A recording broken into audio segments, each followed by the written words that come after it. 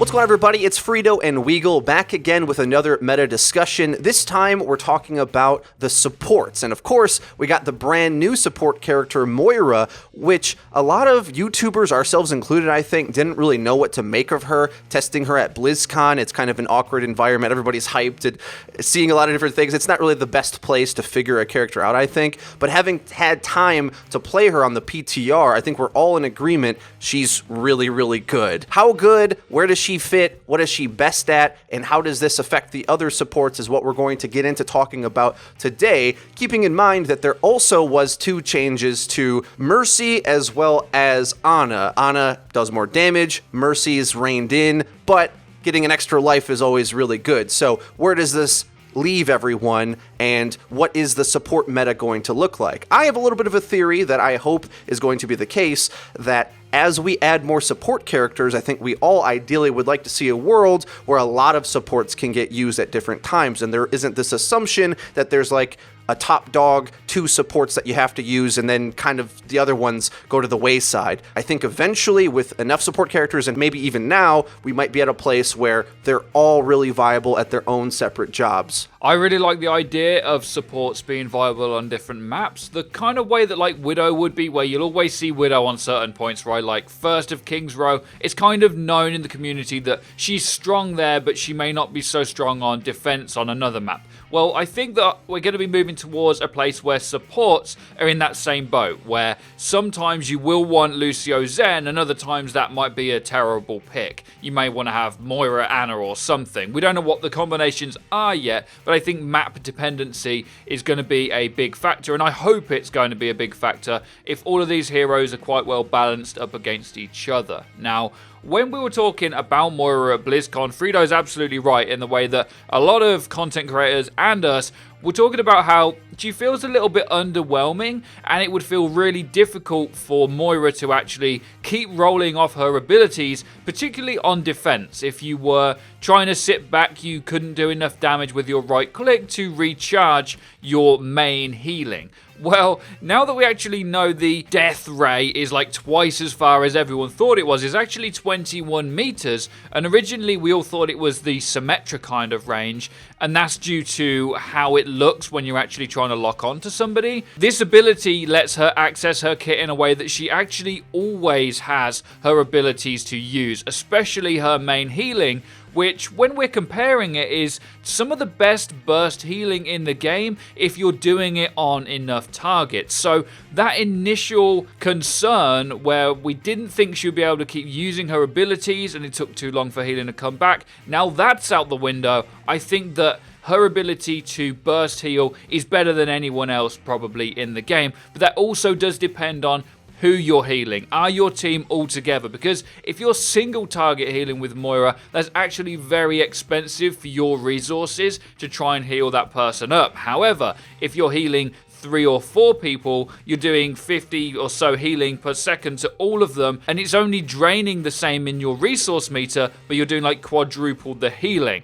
So in a death pool setup in particular, I think her healing is unmatched, and it's going to be really interesting up against Ana in particular, who's already in quite a rough spot. Right, and what I'm concerned about is that I don't think Ana's ever really going to get to that best burst healing part of the game ever again, with Moira being here, Lucio having his aura being buffed up. There's just better ways to heal multiple targets now. But onto Moira, the issue that I have right now is that I think she's good at everything, really, because keeping up with targets, even single targeting, because her movement is so good with that 6-second cooldown, and when she's in open space, she's going to be able to find more opportunities to use Drain in order to charge up her healing. She's okay at that. It's not really that big of a weakness, but where she starts to look insane, guys, is in those pushing through a choke type scenario. So this is how I've started to think about it, and I think will really open up your vision of seeing how good Moira is. In those cases where you're trying to push a choke and all the spams coming in, oftentimes healers are trying to keep up with all the damage, and it can feel impossible to heal everybody at once. Sometimes even a teammate might be in the way if you're playing Ana, or Mercy can't target the right thing at the right time, and it's really a struggle as a healer to keep up multiple targets in those situations. Well, any choke you can think of, I'm thinking like Eichenwald first, you start going to that choke, all the Symmetra and Junkrat spams coming in at you. Well, Moira is the best burst healing in the game because she can hit everyone with her beam heal, which is insane, and also plop down that healing orb, so that's like somewhere around 100 heal a second, if not a little bit more, on everyone, and it's easy to hit. That's the key difference. It feels to me as if Mercy's Valkyrie healing beam was on a left click, a main attack. That's how good Moira's healing is. So it's incredible when you're able to utilize it. Obviously, it has less range and all that, but when you can set up those situations, it's incredible. And because of that, and you're healing so much, you can get Moira's ultimate in like 30 seconds. So it actually turns those aggressive damage spam chokeholds from the defense that used to feel impossible to break, something that you can use as a tool from Moira to utilize. So even if other aspects of her kit get nerfed, I think that core playstyle will always be sick because it is just different than anything we've ever seen before. At BlizzCon, I immediately started to think that she could be good for sieging because her healing goes through barriers. That aspect's still true, but this reversal on those choke spams is what I think is really incredible for the matchmaking context. And then there's probably a whole nother layer that we can talk about in the pro context, but I really want to see more of pro gameplay before I start to make conclusions about that. But immediately, at least, just that ability to burst heal in an AoE is something that is more powerful than any other support can do. It's as if Lucio had amp all the time. That's how good it is. But, of course, it's on a resource meter, so you have to manage it. It's a little bit harder to hit too, right, than like a Valkyrie healing or Lucio amping up. It's a little bit harder to hit than that because it has a specific like spread. But there is one thing that Moira doesn't have, which is a weakness. And I think that this also may play into what we were talking about at the start with who's viable on what map. So maybe Moira will be better on certain maps. But the fact that she is another support that does not have a barrier or like burst healing ultimate could create some problems for her depending on the comp you're running her in, because the defensive ults from Lucio and Zen can just stop so much if you time them right. And if you're playing Mercy Moira or Moira Ana and you don't have them defensive ultimates, a lot of the time no amount of burst healing can like survive you through a grab. Well, Transcendence can, and Lucio's ult can pretty much protect you from anything in the game if it's timed right. Moira does not have that. That's about the only thing she doesn't have, right? Because her constant damage output is good. It's not OP, but it's a nice bit of reliable damage all the time in order to charge her abilities. She also is so evasive, which is something we haven't even mentioned too much yet, where you can't really kill Moira in a 1v1 because she can heal herself and she can use her dash every 6 seconds and get miles away, by which point you've got away and you have your healing orb again. Now, talking about the healing orb just a second as well, is I think that's what you should be using 90% of the time with Moira. I don't think her damage orb is very worth it very often. Maybe if a Genji like goes into a choke on his own, because the damage orb does 200 health maximum. So if you throw it in a room with a Genji and he's the only one in there, he will die. But a lot of the time, you'll be wanting to throw the healing into your team that are taking damage so that you can then use your primary fire less so that you can have that when you absolutely need it. And as FREEDO said, she gets her ult really fast. So if you roll off these abilities properly, you just constantly can heal a lot of healing all the time, and it's amazing. And I know we're going to be making some tips videos where we'll get more into depth of showing you examples of this. Perhaps there's even been some on the screen depending on what footage we used. But the last thing that I want to add in on is to Weagle's point about the defensive ultimate situation.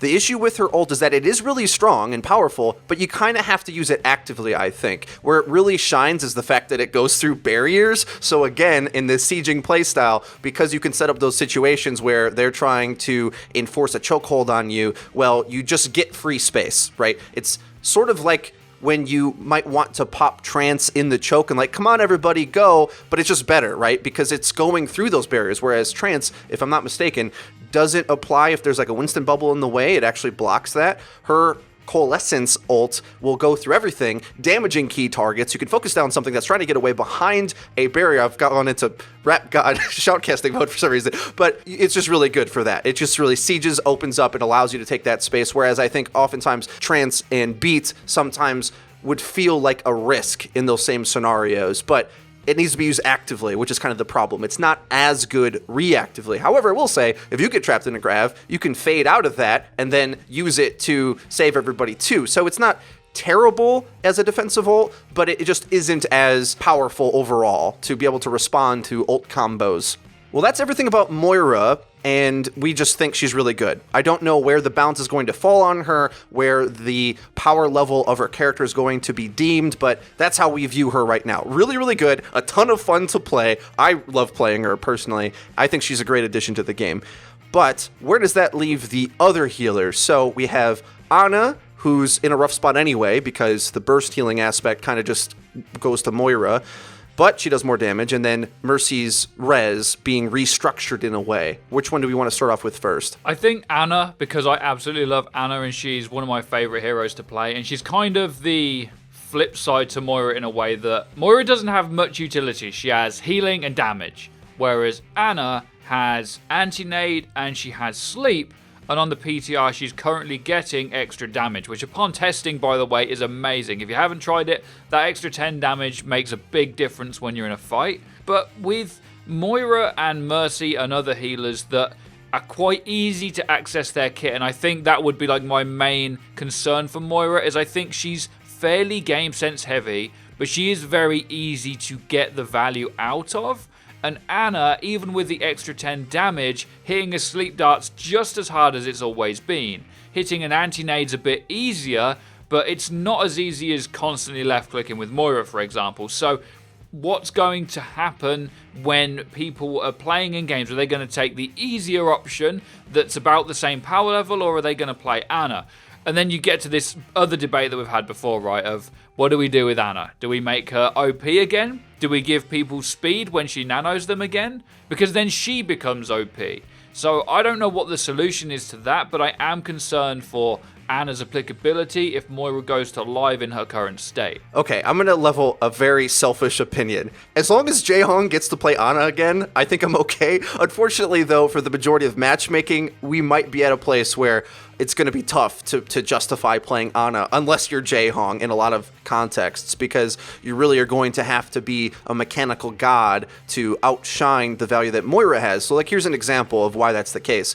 Ana used to have the range advantage in a big way. Well, because Moira has so much mobility anyway, she can be at whatever range she feels like a lot of the time. Now, that might start to change based upon how maps are laid out, on how team comps work, but generally speaking, I'm pretty confident in saying that Moira has the reach to get where she wants anyway with her mobility, whereas the Ana ranged healing just doesn't seem as necessary, and besides, Ana's positioning can be punished so easily because she has to be off on a ranged angle, and then if she's in the fight, well, wouldn't you just want Moira in that case anyway? You're really going to have to pick Ana for those key utility aspects, and there she'll shine, because obviously if she anti-heals the enemy, well, none of Moira's really powerful healing is going to take effect, but you have to be able to capitalize on that. So she's not out of the game entirely, she's just going to be forever kind of the niche support at this point, the skilled support, similar to the Widowmakers of the DPS slot.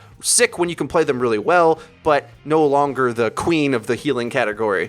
I think we're probably in agreement that Lucio and Zed probably aren't changing much. I think they're both probably just really good. But Mercy's the next interesting one for me, because she's getting the nerf, by the looks of it, to her res ability. So it takes, is it a second and a half now or so, in order to res a fallen teammate. So in matchmaking, I think that's quite a big nerf, because initially she could fly in, res that thing, fly out, the thing's alive, she's alive, we're all fine. Whereas now, if someone overextends, or when someone overextends in matchmaking and you get that kill, you can then be punishing it. You don't just get the res and it's back, because it was almost the case that she could fly in and res it, and then actually, because they had that positioning in an overextending form, that was actually a big advantage to bring something back into the fight in that case. Well, now, if she flies in, you're going to kill her. If you don't kill her, you deserve to lose. But she's going to fly in. She's got 1.5 seconds to res. That's such a long time in Overwatch that she's never going to get away with it. So I think that reins her in perfectly in matchmaking for me. And I'm much happier with it because the bursts of impact before and after her ultimate are not as high and not too high. Now, her ultimate is still the same, I believe, right? Where you get an extra charge and you can res them both instantly. I think that's okay for an ultimate, to be honest, because you don't constantly have that impact outside of it. But then when you've got Moira coming into the game as well, and she can heal all of these other things at the same time, you may not need that res as much as you currently have done. And that's why we said at the start of this video, hopefully we're moving to a place where a lot of these supports are usable, and it's going to depend on the map where you run them. And talking about all of these things now, I'm hoping you guys agree that maybe we're going to get to a place where that's a thing. I'm really excited for it personally, especially for matchmaking, because I got a chance to play quite a bit of Mercy as well, because anytime I didn't get to pick Moira on the PTR, I was picking Mercy, and I gotta say, I love where she fits now. At first, I felt that the slowdown you have only 25% of your move speed while hitting E during the channeling of res. And just to be specific about the time of it, the cast time is 1.75 seconds. So it is quite long, but it really forced you to be able to have good strategical decision making, which is really going to shine for the best Mercies out there. The play style really can be differentiated between Mercies, and the better Mercies are really going to be able to climb the ladder better than the other Mercies who get caught out of position and don't really understand how to use the movement to the max level and can't stay alive. Whereas this new Mercy has all that value still like the old Mercy, but just takes a lot more skill, a lot more execution to get that out. And the reason why I say that is because a lot of times I think you can construct these perfect scenario reses. Obviously, the overextension res isn't really a thing anymore. They've whittled that down bit by stopping the Guardian Angel when you come in, as well as now the cast time. I think that was the biggest complaint as well, right? So I think that's what's good about that as well, is that people were like, I don't like that Mercy can just res mistakes. Well, you can't no more. So right, yeah. But you can still res a pick, which in comparison to all the other supports, getting an extra life is still really, really good, especially on cooldown. And on top of that, there's certain maps on defense I think she's still going to be a must pick, because how else are you going to attempt to hold an Anubis first or other maps like that where the respawn distance is just miles and miles away?